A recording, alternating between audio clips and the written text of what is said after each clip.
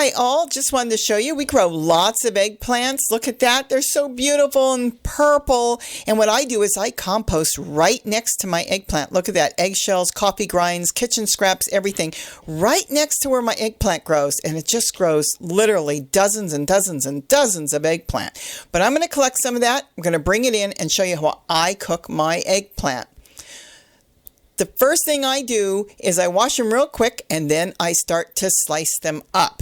I slice them thin, and you can do it any thickness you want. I like it on the thin side because it makes them really crispy. Just slice them up. I put them on a cookie sheet, and then I cover both sides with a good amount of salt sprinkled on it. I use sea salt. This pulls the moisture out, and for some reason, some people are sensitive to the moisture inside of the eggplant. There's something in there. I don't know exactly what it is, but I don't have any problems when I do it.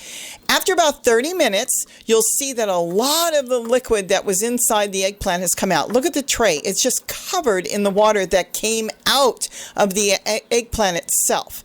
And I dump that out, and the eggplants they go into a strainer, and then I put them in my sink, and I wash them really good. You wash all that salt off. You don't want it. And believe it or not, it sounds really odd, but the water doesn't hurt it. It's the moisture coming out that for some reason I don't like and some people don't like.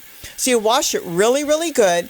And then after I wash it, I either let it drain for maybe 15, 20 minutes. Look at the color. It retains the color beautiful with salt.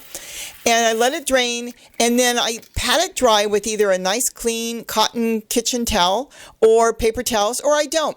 And since we're gluten-free, I use different types of flour and gluten-free, and cereals and crackers are so good. Just blend it up and make yourself a great topping for it to coat it. But you can use anything you want, any type of flour, anything you want at all, panko, anything you want. I take a cookie sheet and I cover the whole thing with olive oil, a good layer of olive oil, then an egg and mayonnaise. Oh, that's my secret. The mayonnaise makes it taste so good. You can add a little salt and pepper in it if you want.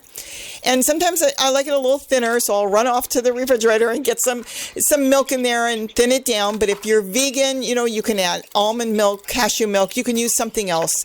It doesn't matter. It's very forgiving. And then you just dip each eggplant into the egg mixture along with the flour mixture and just dip it and just put it on the cookie sheet. It's really that simple.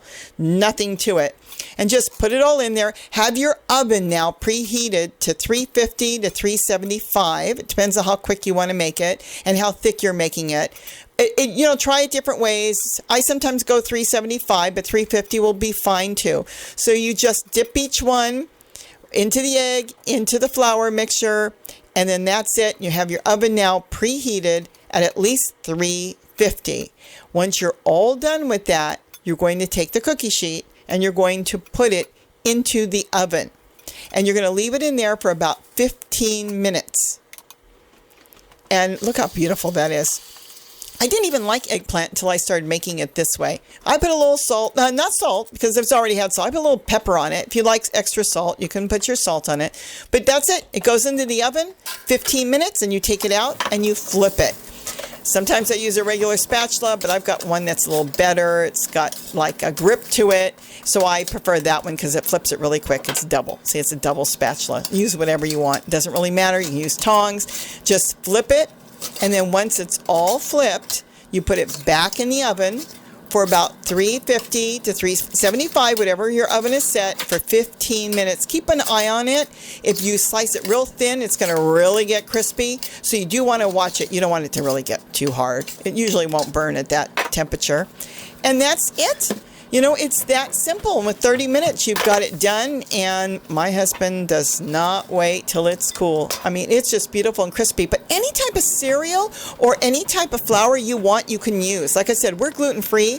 So I have found that Cheerios is good. And any gluten-free cereal, just blend it up. Or anything. Try whatever you like. If you like the taste, you'll probably love it. But look at this. My husband grabs them out when they're hot. He can barely hold it. It's burning his mouth, but he can never wait. He loves it. So with that, hope I gave you some ideas. Have a great day, and don't forget to eat what you grow. Thanks for watching. Bye-bye.